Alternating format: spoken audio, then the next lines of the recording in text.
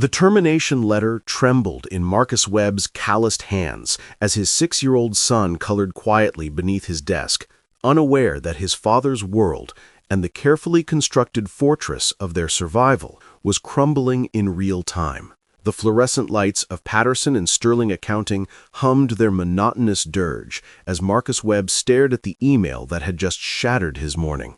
Mandatory staff meeting, 9 a.m. sharp, no exceptions. His eyes flicked to the digital clock on his desktop, 8:47 a.m. Beneath his desk, wedged between the filing cabinet and his worn leather briefcase, 6-year-old Ethan sat cross-legged on a jacket, his Superman coloring book spread across his small lap. The boy's tongue poked out in concentration as he carefully shaded Batman's cape, purple, because Ethan had decided that Batman needed to be more fancy. "Daddy, is purple okay for superheroes?" Ethan whispered, his voice barely audible over the keyboard clicks and coffee-fueled conversations echoing through the open-plan office. Marcus's throat tightened. "Purple's perfect, buddy. Real heroes wear whatever makes them strong. Real heroes." The words tasted like ash. What kind of hero was he? A 34-year-old widower who smuggled his son into work because daycare cost more than his grocery budget, who existed in a perpetual state of exhaustion and apology, who hadn't slept a full night since Sarah's funeral 18 months ago. The elementary school had called at 6:15 that morning. A burst pipe had flooded the building. No classes, no after-school program, no options. Marcus had stared at his phone, calculating impossible mathematics. He'd already used his sick days when Ethan had the flu, already burned through his goodwill with neighbors who'd watched Ethan in emergencies, already maxed out the patience of his supervisor, Donald Craig, whose thin-lipped disapproval had become a constant shadow. So he'd made the choice that desperate fathers make. He'd packed Ethan's coloring books, a thermos of chocolate milk, and a prayer that no one would notice. By 8:15, Ethan was tucked under the desk like a secret. By 8:47, that secret was about to detonate. Marcus grabbed his notepad and stood, his chair scraping loud enough to draw glances from nearby cubicles. "Stay here, Eth. Don't make a sound, okay? I'll be back in 20 minutes. Ethan's brown eyes. Sarah's eyes, so achingly similar that sometimes Marcus couldn't look directly at them, widened with worry. "Promise? Promise." Marcus ruffled his son's dark curls, the gesture automatic, necessary, the only anchor in his capsizing life. The conference room smelled of stale coffee and corporate anxiety. 23 employees crammed into a space designed for 15, their faces tight with speculation. Layoffs? Restructuring? The rumors had been swirling for weeks, whispers of budget cuts and operational efficiency that made everyone walk on eggshells. Donald Craig stood at the head of the table, his angular face arranged in an expression that Marcus had learned to recognize, predatory satisfaction masked as professional concern. Beside him sat a woman Marcus didn't recognize. Late 30s, dark hair pulled into a severe bun, wearing a charcoal suit that screamed executive authority. Her face was unreadable, her posture military straight. "Thank you all for gathering on short notice," Craig began, his voice oily with false warmth. "I'd like to introduce Victoria Morales, our new regional director. She'll be overseeing operations across all 3 branches, implementing new protocols to maximize productivity and maintain professional standards." Victoria's gaze swept the room, clinical and assessing. He felt it pass over him like a scanner, cataloging, measuring, judging. "Mrs. Morales has extensive experience in corporate restructuring," Craig continued, and Marcus's stomach dropped. Restructuring. The word was a guillotine. "She'll be working closely with each department to identify areas of improvement and ensure we are operating at peak efficiency." The meeting droned on. Corporate speak about synergy and optimization, empty promises about exciting changes ahead. Marcus's mind spiraled. What if Ethan made a noise? What if someone saw him? What if his phone vibrated in his pocket? Once, twice, 3 times in rapid succession. Marcus's blood turned to ice. He pulled out his phone, angling it beneath the table. 3 texts from Jenny, the receptionist, whose desk faced his cubicle. "Marcus, your desk. There's a kid under there. Craig is going to lose it." The room tilted. Marcus looked up, his vision tunneling, and found Craig staring directly at him, a smile spreading across his supervisor's face like poison. "Actually," Craig said, his voice cutting through the corporate monotony with surgical precision, "before we adjourn, there's a matter we need to address. Marcus, would you mind explaining why there's a child hiding under your workspace?" 23 pairs of eyes turned towards Marcus. The air evacuated from the room. Victoria Morales' expression remained neutral, but her dark eyes sharpened with interest. Marcus stood slowly, his legs mechanical, his mouth desert dry. "I can explain." "I'm sure you can," Craig interrupted, standing with theatrical indignation. "Mrs. Morales, this is exactly the kind of unprofessional behavior I was referencing. Company policy explicitly prohibits." "My son," Marcus said, his voice cracking but steady. "His school closed. Emergency. I had no other options." "No other options?" Craig's laugh was sharp, mocking. "We all have responsibilities, Marcus. The rest of us managed to maintain professional boundaries." Professional boundaries. Easy words from a man who'd never held his dying wife's hand, who'd never promised a terrified 6-year-old that everything would be okay, who never understood that some choices aren't choices at all. They're survival. "I understand," Marcus said quietly. "It won't happen again." "You're absolutely right," Craig replied, pulling a manila folder from under his portfolio. "It won't." Have you ever been forced to choose between your job and your family? What would you have done in Marcus's position? Share your thoughts below. Your story might help someone who's struggling with the same impossible choice. The manila folder landed on the conference table with a sound like a judge's gavel. Marcus watched, detached, as Craig slid a single sheet of paper toward him, the motion almost ceremonial, a public execution dressed in HR language. "Effective immediately," Craig announced, his voice carrying to every corner of the suddenly silent room. "We're terminating your employment. Violation of company policy, section 4.7. Unauthorized persons on company premises. You'll have 30 minutes to collect your belongings and surrender your access card." The words should have devastated him. Instead, Marcus felt only a strange, floating numbness. He'd been fired. After 3 years of 60-hour weeks, of staying late to fix everyone else's accounting errors, of sacrificing every birthday and school play and moment of ordinary fatherhood to prove he was more than his circumstances, he'd been fired for the crime of being a parent. "That seems extreme," someone murmured from the back of the room. "Company policy is company policy," Craig said, but his eyes glittered with satisfaction. This wasn't about policy. This was personal. Payback for every time Marcus had outperformed him, for every client who'd requested Marcus's expertise instead of the supervisor's, for the unforgivable sin of making Craig feel inadequate simply by existing. Marcus reached for the termination letter, his hand surprisingly steady. "I understand. I'll get my son, and—" "Wait!" The word cut through the room like a blade. Victoria Morales stood, her chair scraping back with deliberate slowness. She hadn't spoken since Craig's introduction, had remained perfectly still, perfectly controlled.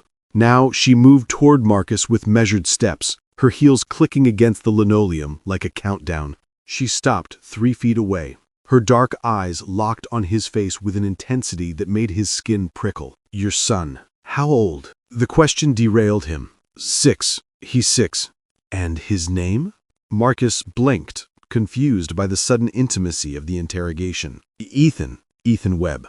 Something flickered across Victoria's face. So fast Marcus almost missed it. Her jaw tightened, her breath caught. For one impossible moment, her corporate armor cracked, and he saw something raw beneath. Shock, recognition, grief. "Webb," she repeated, and her voice had changed, gone soft and strange. "Marcus Webb." Her gaze swept over him again, but this time she was searching, cataloging features with desperate precision. "Your wife, what was her name?" The conference room had gone deathly quiet. Even Craig looked confused, his satisfaction curdling into uncertainty. Marcus's throat closed. 18 months, and he still couldn't say her name without feeling like he was swallowing glass. Sarah Webb." Victoria's hand flew to her mouth. She stumbled back a step, her composure shattering like dropped porcelain. "Oh my God! Oh my God, Sarah!" The room erupted in confused murmurs, but Marcus couldn't hear them over the roaring in his ears. This woman, this stranger, knew his wife's name, spoke it like a prayer, like a ghost she'd never expected to encounter in a sterile conference room in suburban Ohio. "How do you—" Marcus started, but Victoria was already moving past him, walking towards the door with sudden, urgent purpose. "Where is he?" she demanded, her voice shaking. "Miss Morales, I don't think—" She silenced him with a look that could have stripped paint. "Take me to him now." Marcus's legs moved on autopilot, carrying him out of the conference room, through the maze of cubicles, toward his desk where his son still hid, oblivious to the earthquake reshaping their lives. Victoria followed close behind, her breath coming fast and shallow, her carefully constructed professional mask completely obliterated. They reached his cubicle. Marcus knelt beside the desk, his heart hammering. "Buddy, you can come out now." A small face emerged from the shadows, brown eyes wide with fear, dark curls mussed from hiding, wearing his favorite Spider-Man shirt that was already getting too small. Ethan clutched his coloring book against his chest like a shield. "Am I in trouble?" "No, baby, you're not in trouble." He lifted him out, settling him on his hip with the practiced ease of single fatherhood. Ethan immediately buried his face in his father's neck, overwhelmed by the audience of coworkers who'd materialized around them. Victoria stood frozen, her hand pressed against her sternum like she was trying to hold her heart inside her chest. Tears streamed down her face, silent, unstoppable. She stared at Ethan with an expression Marcus couldn't decipher. Wonder, anguish, disbelief. He looks just like her. The eyes, the way he holds his mouth. Oh God, he looks exactly like Sarah. The crowd had grown. Half the office stood in a loose semicircle, including Craig, whose face had gone pale with dawning concern. Whatever was happening here, it was bigger than him, beyond his control. Marcus tightened his arms around his son, protective instinct flaring. "I don't understand.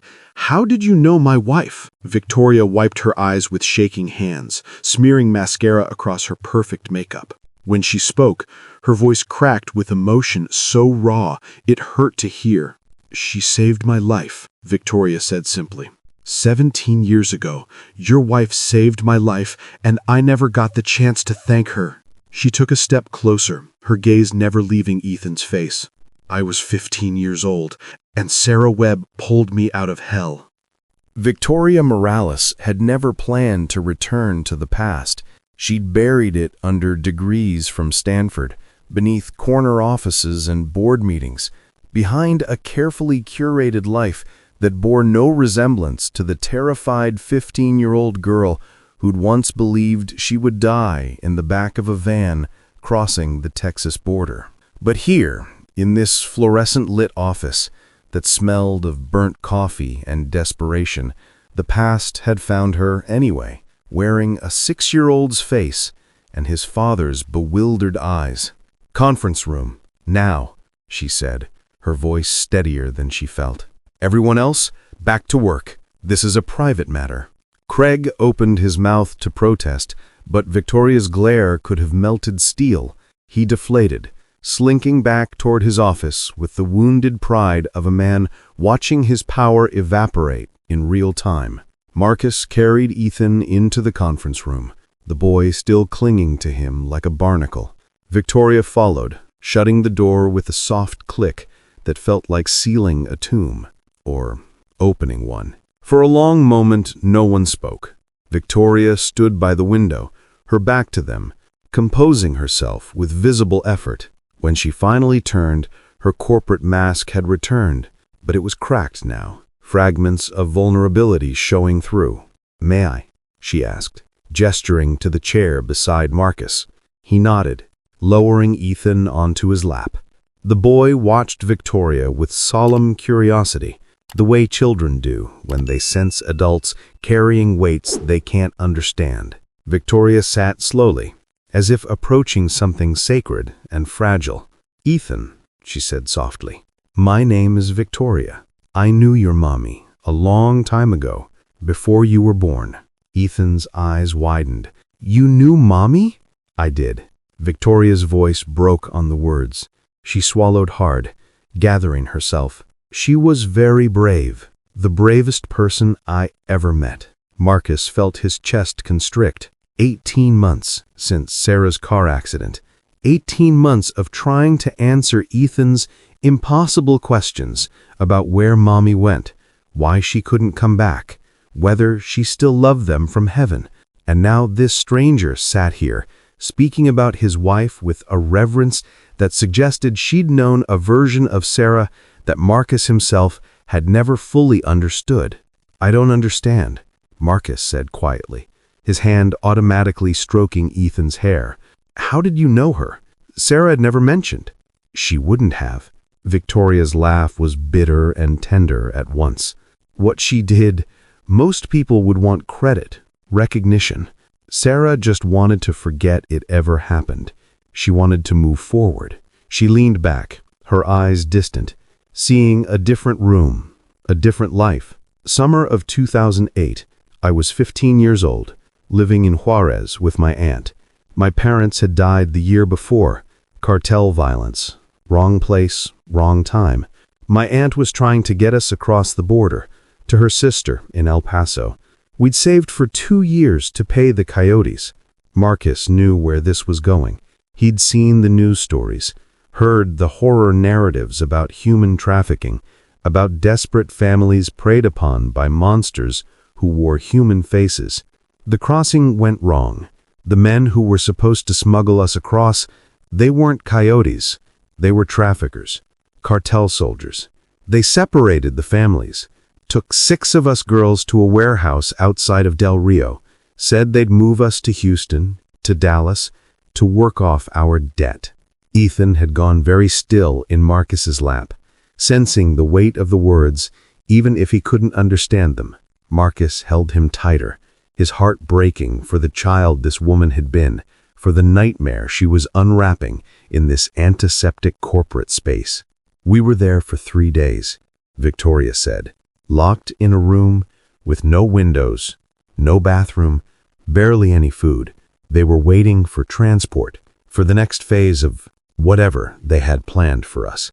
I was terrified. We all were. Some of the girls were younger than me, 12, 13 years old. I remember thinking, this is how I die. This is how my story ends." She paused, wiping her eyes with the back of her hand. And then Sarah walked in. Marcus leaned forward. "What do you mean, walked in?" "She was a volunteer, working with a small non-profit that operated along the border. Border Angels, I think they were called. They provided water stations, first aid, legal support for migrants. Sarah was 19, maybe 20. She just finished her sophomore year at UT Austin and was spending her summer doing outreach work." Marcus's mind reeled. Sarah had never told him about this. In 8 years of marriage, through countless late-night conversations, through the vulnerability of pregnancy and parenthood, she'd never mentioned spending a summer on the border, never breathed a word about trafficking victims or warehouses or danger. She'd gotten a tip from someone in the community, someone who'd seen the van, heard the girls crying. Most people would have called the police and stayed away. Sarah drove out there herself, alone, walked right into that warehouse with nothing but a flashlight and a cell phone. "Jesus," Marcus whispered. "She found us in the back room. 6 girls, half dead from heat and fear. The traffickers had left one guard, some kid, maybe 18, who thought he was tough until Sarah threatened to call Border Patrol, ICE, the FBI, every acronym she could think of. She bluffed him into running, just talked him down with pure conviction and rage." Victoria's smile was watery, admiring. "She got us out, drove us to a safe house, called the authorities, and stayed with us through the interviews and medical exams. She held my hand when I had to describe what had happened, what they'd planned. She told me I was going to survive this. She promised me I had a future." Ethan stirred, looking up at Victoria with those impossible brown eyes. "Mommy was a hero?" Victoria's face crumpled. "The biggest hero I ever knew, sweetheart." She turned to Marcus, and her expression shifted. Determined now, fierce with purpose. "When I heard your name, heard you had a son, I didn't believe it at first. But then I saw him, and it was like Sarah was standing right here. I looked for her, you know. After I got settled, after I made it through high school and college, I tried to find her, to thank her. But Sarah Webb is a common name, and I didn't have much information. Eventually, life got busy, and I—" She trailed off, the guilt evident in her voice. "She died," Marcus said quietly. "Car accident. Drunk driver ran a red light 18 months ago. She never saw him coming." The words, even now, felt unreal. How could someone so alive, so vital, so fundamentally necessary to his existence, simply cease to be? How could the universe be so casually cruel? Victoria covered her face with her hands, shoulders shaking. "I'm so sorry. I'm so sorry." They sat in silence. Three people bound by a ghost, by a woman who'd saved lives and raised a child and died too young, leaving craters in the world where she'd once stood. Finally, Victoria lowered her hands. Her face was blotchy, her makeup ruined, her corporate polish completely abandoned. But her eyes burned with something new, determination. "You're not fired," she said. Marcus blinked. "What? You're not fired. Craig had no authority to terminate you. Hiring and firing decisions go through me now. You're reinstated, effective immediately, with a raise. Miss Morales, I can't—" "Victoria. Call me Victoria." She stood, pacing to the window, then back. "And you can. You will. Sarah saved my life, Marcus. She gave me a future. I became regional director because of the chance she gave me, the chance to survive, to thrive, to become something more than a statistic. I owe her everything." She knelt in front of Ethan, her voice gentle. "And I owe you, little man, you and your daddy. I can't bring your mommy back, but I can make sure you're taken care of. I can make sure her son has the opportunities she would have wanted for you." Ethan looked at his father, uncertain. Marcus felt tears burning his eyes, his throat too tight for words. "There's more," Victoria said, standing again. "I want to establish a scholarship fund in Sarah's name for kids of single parents, for families struggling to make ends meet. And I want you involved in building it, Marcus. I want Ethan to know what his mother did, who she was beyond being his mom." The walls Marcus had built around his grief, the stoic competence, the robotic efficiency, the refusal to break down because breaking down meant admitting she was really gone, finally crumbled. He pulled Ethan close and wept. "Kindness echoes across time in ways we never expect. Have you ever discovered that someone you loved touched lives you never knew about? Share your story below. Let's honor the hidden heroes among us." 3 weeks later, Marcus stood in the same conference room where his life had nearly ended, but everything had changed. The space had been transformed. Gone were the sterile corporate motivational posters and the oppressive fluorescent glare. In their place, warm lighting, comfortable chairs arranged in a circle, and on the wall behind him, a photograph he'd provided. Sarah at 23, laughing at something off camera, her eyes bright with the fierce joy that had first made him fall in love with her. Beneath the photo, elegant lettering read, "The Sarah Webb Second Chance Foundation." 15 people sat in the circle, single parents mostly, men and women who had responded to the foundation's first outreach, who had heard about scholarships and childcare assistance and job placement programs, and had dared to hope that maybe, just maybe, someone finally understood their impossible mathematics. Victoria stood beside Marcus, professional but warm, wearing a blue blazer instead of her usual corporate armor. She had changed in the past 3 weeks, or rather, she had allowed herself to be who she'd always been beneath the executive facade. She smiled more, laughed more, spoke about her past with increasing openness, turning her trauma into fuel for transformation. "Thank you all for coming. Victoria began, her voice steady and welcoming. "I know it's not easy to take time from work, from your kids, from the 1,000 responsibilities that never stop demanding your attention. The fact that you're here tells me everything I need to know about your strength." Marcus watched the faces around the circle, saw his own exhaustion mirrored back at him, the bone-deep weariness of people who'd forgotten what it felt like to not be in survival mode. A woman in her 30s raised her hand tentatively. "I just want to make sure I understand. This scholarship, it covers childcare? Like actual, reliable childcare? Full coverage. Vetted providers, after-school programs, summer camps, whatever you need to work without constantly worrying about whether your kids are safe." A man in a janitor's uniform, Marcus recognized him from the building's night crew, spoke up, his voice thick with emotion. "And the job training, that's real? Because I've heard promises before." Marcus stepped forward. "It's real.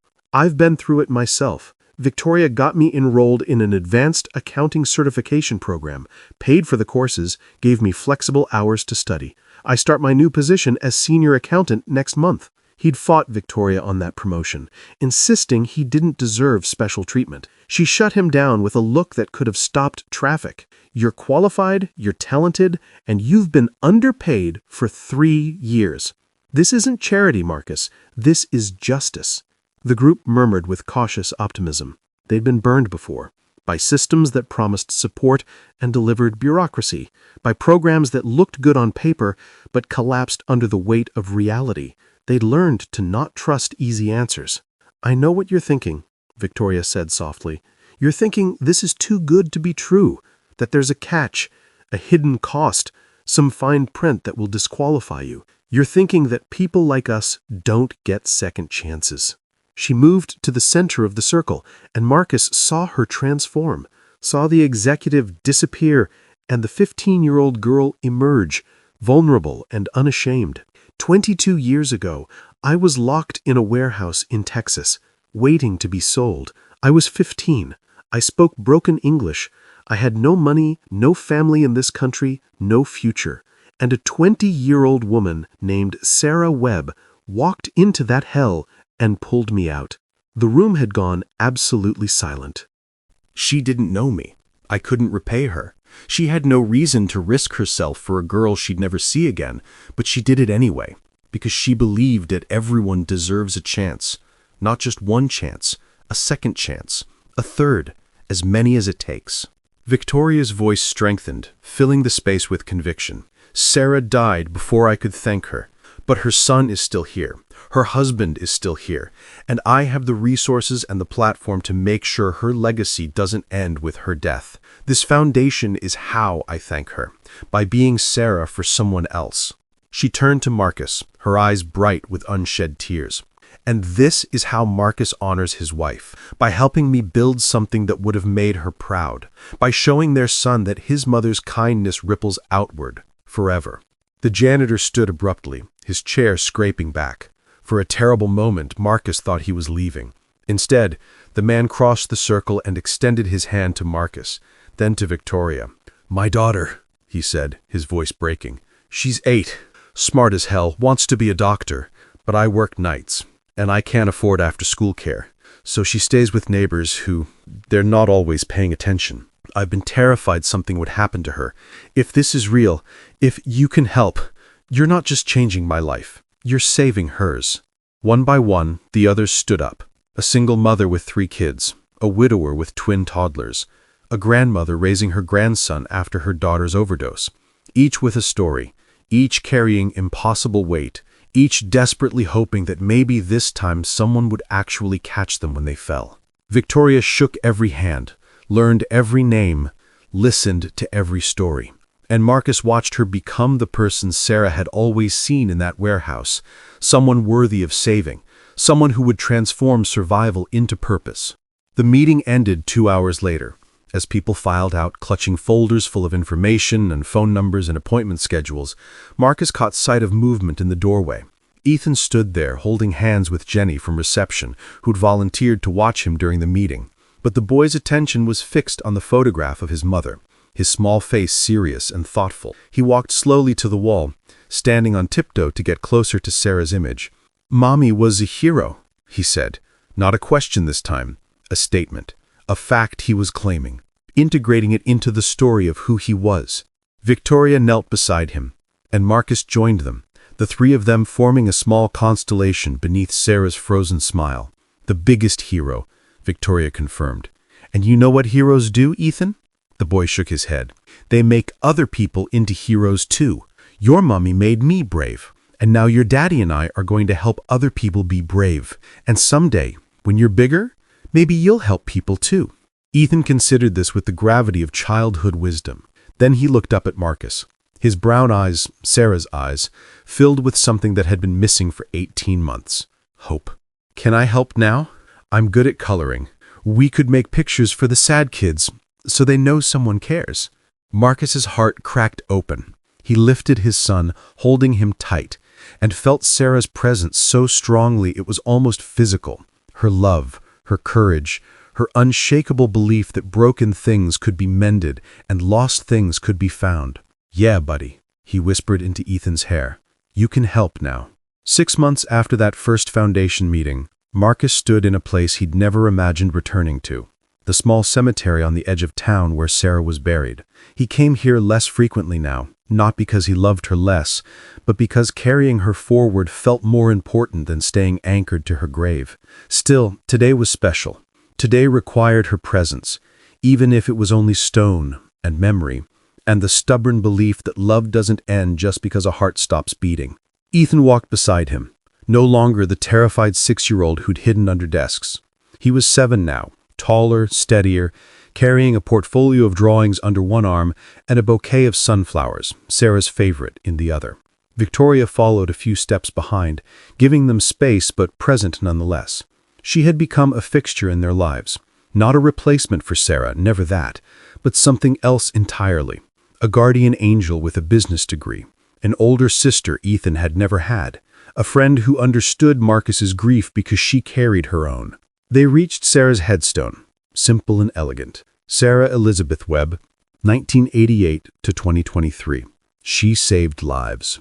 Marcus had added that last line 2 months ago, after the Foundation's official launch. It seemed important that anyone who passed by would know his wife had mattered.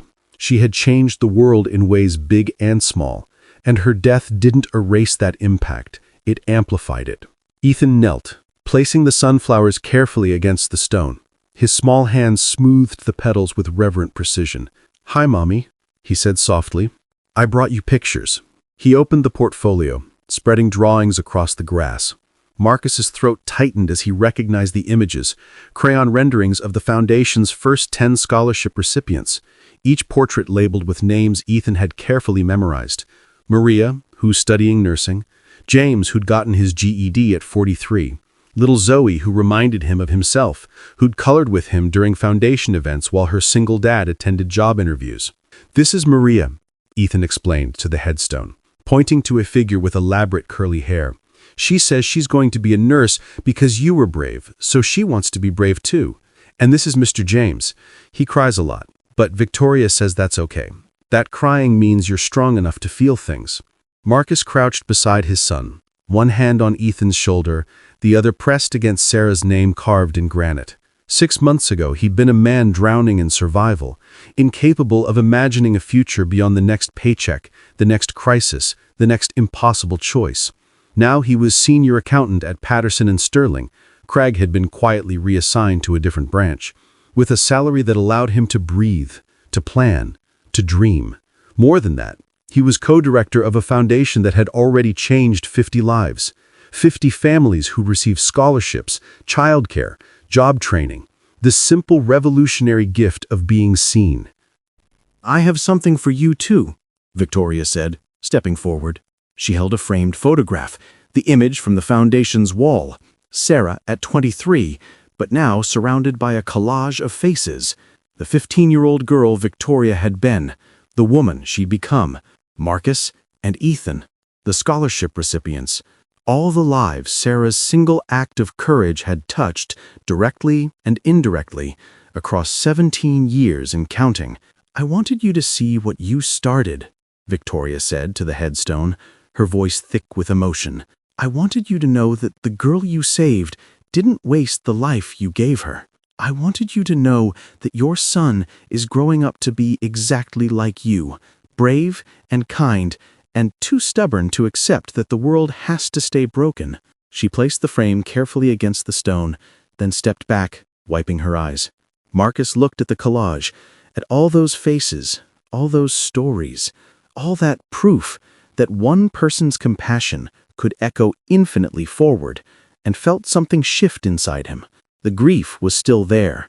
It would always be there, but it had changed shape, transformed from an anchor that held him underwater into something more like ballast, something that grounded him without drowning him. "She'd be so proud of you," Victoria whispered. "Both of you." "She'd be proud of you too," Marcus replied. "You became everything she believed you could be." They stood in comfortable silence, three people learning how to carry a ghost together, how to transform loss into legacy. Finally, Ethan stood, brushing grass from his knees. He looked up at Marcus with those impossible brown eyes and asked the question that had been building for months. "Daddy, do you think Mommy knows about the foundation and the people we're helping?" Marcus pulled his son close, pressing a kiss to his dark curls. 18 months ago, he wouldn't have known how to answer. Now, standing in this cemetery with Victoria beside him and Sarah's presence woven through everything they were building, the answer felt obvious.